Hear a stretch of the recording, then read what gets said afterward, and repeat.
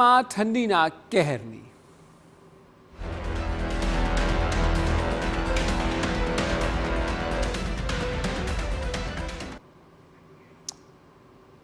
તો ગુજરાતમાં હાલ ઠંડીનો કહેર છે. છેલ્લા 4 દિવસથી ગુજરાતમાં કડકડતી ઠંડી છે. ત્યારે હવામાન વિભાગની આગાહી છે કે હજુ પણ આગામી દિવસોમાં ઠંડી આતંક મચાવી શકે છે. આગામી 7 દિવસ સુધી ઠંડીથી કોઈ રાહત મળવાની શક્યતાઓ નથી. ઠંડીની સિઝનમાં હવામાન વિભાગ રાજકોટ માટે પ્રથમ વખત યલો એલર્ટ જાહેર કરેલ છે. એટલે રાજકોટવાસીઓએ ઠંડીથી બચવા માટે ખાસ તૈયારી કરવી પડશે.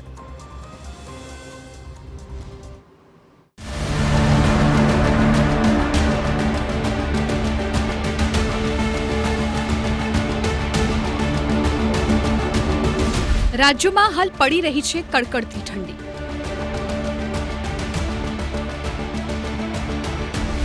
સમગ્ર રાજ્યમાં હાલ લોકો ઠંડીના કારણે ઠૂંઠવાઈ ગયા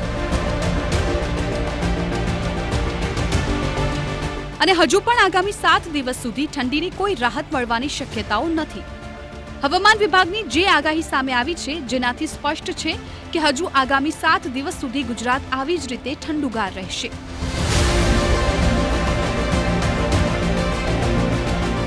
રાજ્યમાં લઘુત્તમ તાપમાન ઘટવાને કારણે કાતિલ ઠંડીનો અનુભવ થઈ રહ્યો છે.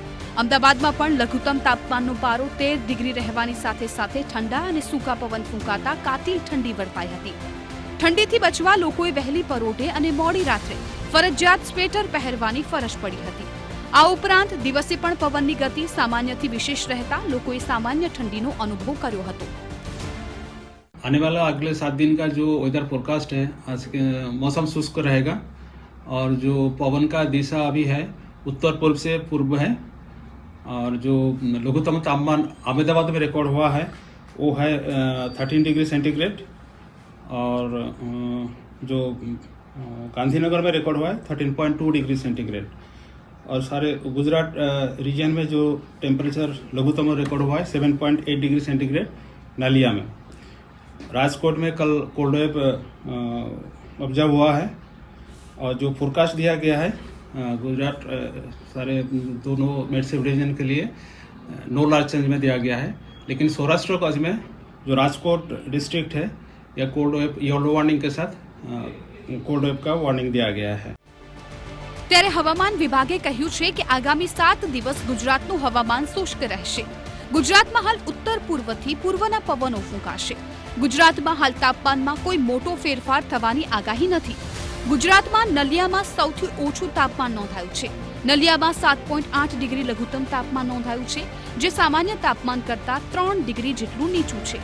આ સાથે ડીસામાં 10.5 તાપમાન નોંધાયું છે. આ સાથે ભુજ, કંડલા, પોરબંદર, કેશોદમાં 11 ડિગ્રી લઘુત્તમ તાપમાન નોંધાયું છે. આ ઉપરાંત સુરેન્દ્રનગર, અમરેલીમાં 12 ડિગ્રી જેટલું તાપમાન નોંધાયું છે. અમદાવાદમાં 13, ગાંધીનગર અને વડોદરામાં 13.2 ડિગ્રી તાપમાન નોંધાયું છે. આ સાથે સુરતમાં 15.2 લઘુત્તમ તાપમાન નોંધાયું છે.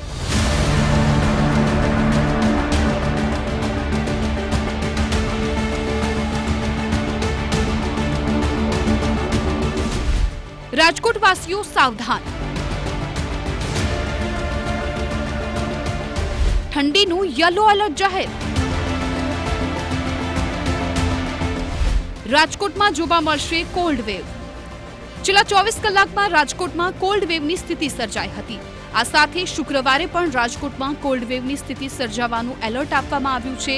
રાજકોટમાં યલો વોર્નિંગ સાથે કોલ્ડ વેવની વોર્નિંગ આપવામાં આવી છે. ઉત્તર પૂર્વથી પૂર્વના જે પવનો ફૂંકાઈ રહ્યા છે, હાલ રાજકોટમાં ઉત્તરીય હવા વધારે છે, જેના કારણે ત્યાં કોલ્ડ વેવની સ્થિતિ बनी છે.